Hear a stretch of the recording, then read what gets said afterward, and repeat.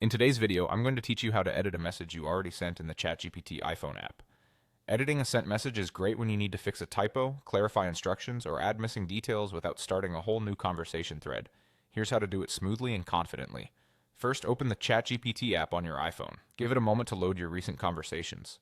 If you were already in the middle of a chat, you'll land right where you left off. Otherwise, you can pick the conversation you want from your list.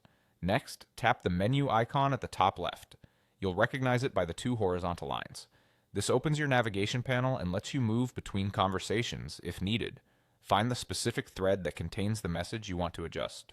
If you don't see it immediately, scroll through your chats or use the conversation titles to locate the right one. Once you're in the correct conversation, scroll to the message you already sent. Now press and hold on your message. Keep your finger there for a second until a small menu appears. This long press is what brings up the editing options for your own messages. Note that you can only edit messages you sent. Messages from the assistant can't be changed. From the menu that appears, tap Edit. The app will open your message in an editable field so you can refine it. This is the moment to correct spelling, add missing context, or rephrase a confusing part. If you're trying to steer the assistant in a new direction, be explicit about what changed, so the updated response aligns with your intent. Small tip. Try not to strip out important details the assistant relied on before, unless you want a different outcome.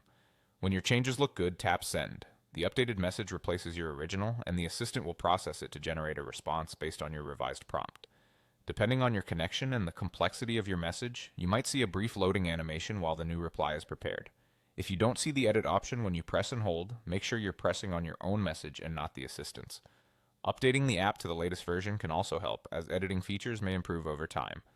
And remember, editing is a great way to keep a single conversation tidy rather than starting over, especially when you just need to fine-tune what you asked. That's all you need to successfully edit a sent message in the ChatGPT iPhone app.